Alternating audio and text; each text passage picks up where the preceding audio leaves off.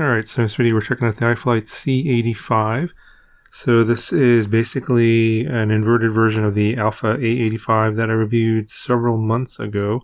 So the only thing that is really different is this carbon plate, and it's about $10. So if you happen to have the Alpha A85, all the parts are the same. So you can just basically use the same frame. You're probably going to need to print these little spacers here. That is different. That gives a little separation here. And then, of course, these longer screws for mounting the motors. But essentially, all the other parts are the same. You get the same 1303 5000 kV motors, the same props, the same 20 amp all-in-one Whoop style F4 flight controller board that's in here, Caddx Vista. Now the camera is different. They're using the Nebula Pro now for the C85. On the A85, it was the Nebula Nano, the nano size camera. So a little bit more weight there for that. This little TPU part here for the naked GoPro is not included. Now they are kind of directing people to their Hero 8 TPU naked case plus their BEC board. And so this mount here that they're using doesn't really go with anything.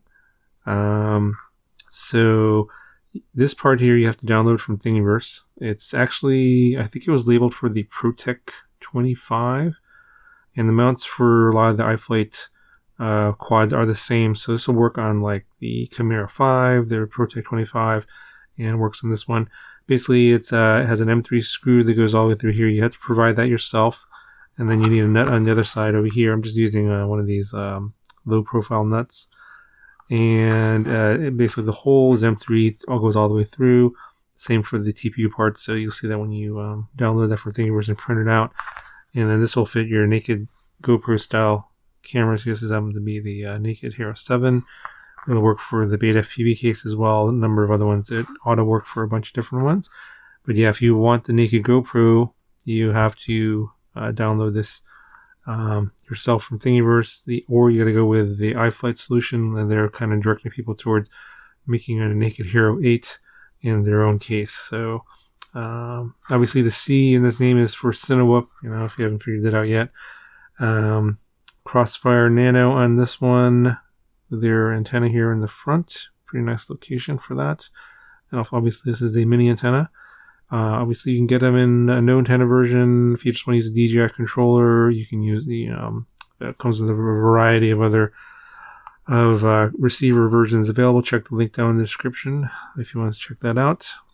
They have this TP part here on the bottom that protects the flight controller, and then you can see this little flap here. It's a little hard to get to, but it protects the USB port. Let's see if I can get this to fold out like that. So I do like this now that they have this part here, and then normally it'll be like this and it'll be flat. You can land on this and does not bind up the props unless you land on a branch or something like that. But a nice flat surface for your landing, and it protects the USB port and the flight controller board. But because of all these extra TPU parts here, this is significantly heavier than the A85. I think the A85 was around 85 grams. This is probably, I think on the product page it was like 107 grams. I think now this is going to be with the extra naked GoPro mount, which I don't think they included. It's going to be quite a bit more. So let's see here. Yeah, 111.4 plus I'm using a Force 450. This is having to be from Beta FPV. Then the naked GoPro here. So with the Force 450, it's coming in at 166. And then I'm using a naked GoPro here with this little power connector. This connects to the battery. The balance lead here. I did a whole video on this little thing here. So if you happen to have other Cinewhoops that don't have power leads for the naked GoPros, then you can make your own. This is what I did. I just plug it in like that after I mount it in there. So all up weight with everything as I flew it. This is how much it comes in. It comes in, wow, it comes in at 199.6 grams. So yeah, pretty heavy for a 2-inch Cinewhoop. Yeah, so basically with all of the extra weight, and basically a smallish battery, only 4s/50. You are limited on your flight time. And so, if you're looking for more flight time, you probably want to look at different models that are 2 inches instead of 2.5 inches instead of 2 inches. Because on the same battery, basically same prop setup, you're going to get a longer flight time. So this 2-inch setup here is mainly for people that are kind of looking to fly it in smaller spaces and more or less like maybe an indoor space. I would recommend flying this mainly in an indoor space because it is heavy and a bit underpowered for the weight. It will get pushed around in the wind quite a bit. And I've been flying this a bit outside in sort of basically worst case conditions, really windy, fairly hard to control. But, you're seeing the Hero 7 footage here with Hypersmooth on, and it's not terrible. Could definitely be better. So you're kind of seeing some footage here in sort of, I would say, worst case scenario type of conditions, fairly windy. This thing gets pushed around quite a bit because of the weight and the fact that it's got these prop guards that are kind of flat. So yeah, you can still get pretty decent footage outside if it's not too windy, but I would recommend this mainly for an indoor space. Obviously my house is too small. It's pretty tiny and kind of boring, so I didn't really fly it indoors.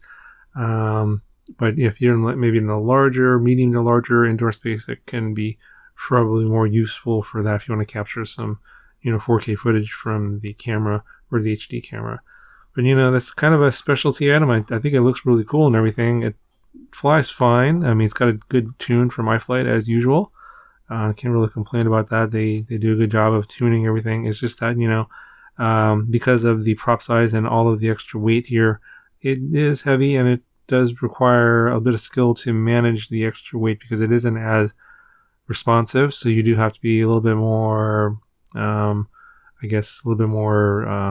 thoughtful in how you fly it and be aware of your surroundings so you don't get pushed into things if you're flying in windy conditions, for example. Other than that, it's just been flying different than anything else. It's just a quad like anything else. It's just that you're just going to have a shorter flight time and around the 3.5 minute mark for 4S 450. My batteries are a little bit old. Been through hundreds of flights, so if you get a better quality battery, like maybe a 4S Tattoo, one of the new R-Line series, I heard those are pretty good. I haven't tested those yet, but I heard those are pretty good. Probably get maybe another 15-20 more seconds for similar flying. If you have a worse battery, an older battery, like I have a really old one of these old 4S 450s, and I think I got like 2.5 minute flight on that one, but that was it's a pretty old battery. So the flight time that you're going to get on this is going to vary with the quality of the batteries that you're using as well. Anyway, that's pretty much it for this video. This is currently in stock at the iFlight website. That'll be the first link down below. I think it'll be in stock and being good in a couple more weeks, maybe mid-April. And other stores I will link later as they become available. So if you're looking to get this at Race Day Quads or Pyrojone, check back later.